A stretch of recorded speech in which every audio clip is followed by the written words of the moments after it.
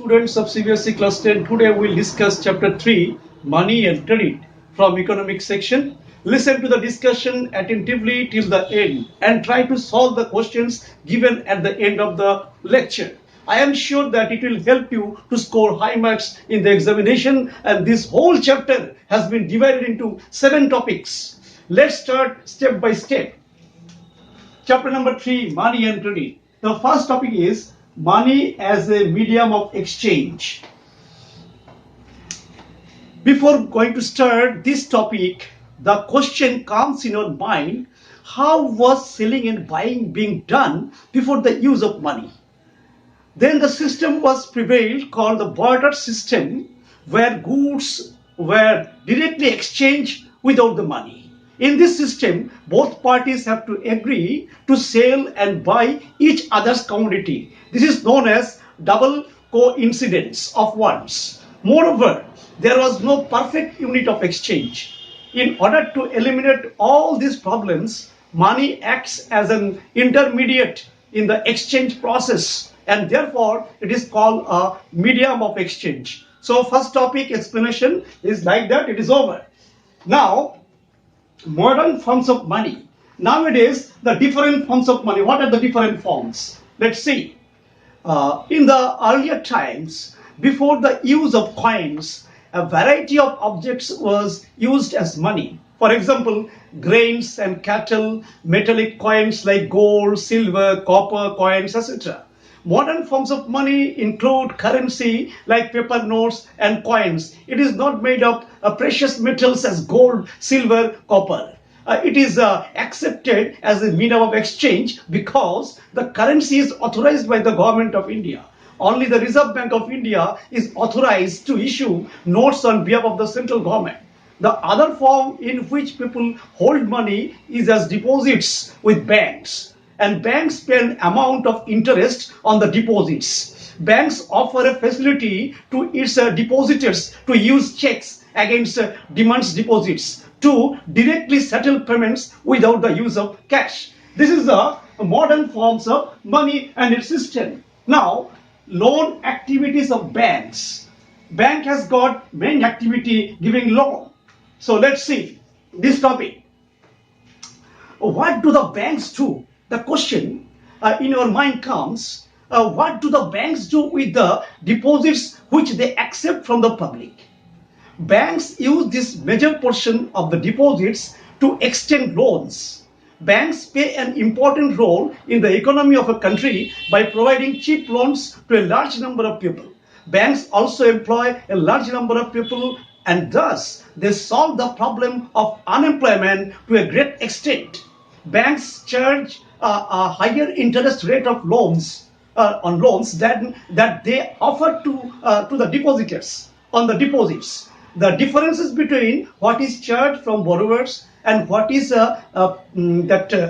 paid to depositors is their main source of income. Now, so in this way, bank survives and they earn income. Now, next is loan activities is over, and next is two different credit situation. Two different credit situation in India. Now, in the first situation, the lender supplies the borrower with money, goods or services in return for the promise of future payment.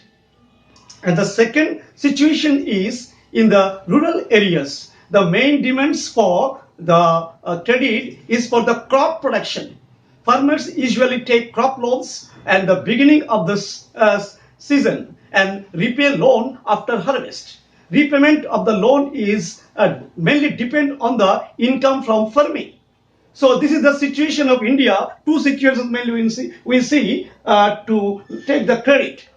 Now, next is terms of credit. What are the terms and conditions of giving credit to the persons? Those are getting loan from the bank. What are the terms and conditions? Now, see, every loan agreement specifies an interest rate which the borrower must pay to the lender along with the interest rate. Collateral and documentation requirements together comprise what is called the terms of credit. The terms of credit vary substantially from one credit arrangement to another. They may vary depending on the nature of the lender and the borrower. So, in case of the credit transaction, the collateral, documents, and the interest rate must be fixed. Then bank will lend the money to the borrower. Next is our point 6, that is topic 6, formal sector credit in India. Let's see this topic, what it says. People obtain loans from formal and informal sectors. Formal sectors include banks and cooperatives, and informal sectors include money lenders, traders, employers, relatives and friends, etc. The Reserve Bank of India supervises the functioning of formal sources of loans, but there is no such organization which supervises the credit activities of informal sector. They can lend at whatever interest rate they choose. There is no one to stop them from using unfair means. Cheap and affordable credit is crucial for the country's development. Thus, it is necessary that banks and cooperatives increase their lending, particularly in the rural areas, so that the dependence on informal sources of credit reduces. So this is the credit in India, formal and informal. Now, next is self-help groups for the poor. What does it mean? Self-help groups, and what is its importance? Now see, self-help groups are groups of 15 to 20 poor villagers, especially women, who regularly pool money at regular intervals. When a member of the group is needed of money, he or she can get the loan from the group at a low rate of interest. Self-help group help to reduce the functioning of informal sectors of credit. They are becoming popular because they help borrowers to overcome the problem of lack of collateral. It also provides a platform to discuss and action on varieties of social issues like the health, like nutrition, like domestic violence, etc.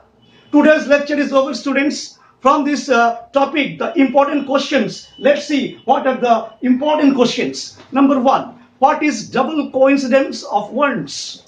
Why money is accepted as a medium of exchange? Number 2, how do banks play an important role in the economy of India? Number 3, why is it necessary for banks and cooperatives to extend their lending activities in rural areas? Number 4, what is a collateral? Why do lenders ask for collateral while lending? Number 5, what do you mean by informal sources of credit? What are its features? Number 6, and the last question, what are the self-help groups? How are they emerging as an important source of credit? So these questions are very important, students. So the students, you listen to the discussion properly and you write down the answer. It will help you self-dependent and to acquire high marks. Thanks a lot to watch till the end. Write all the doubts in the comment box and don't forget to subscribe my channel. Thanking you all.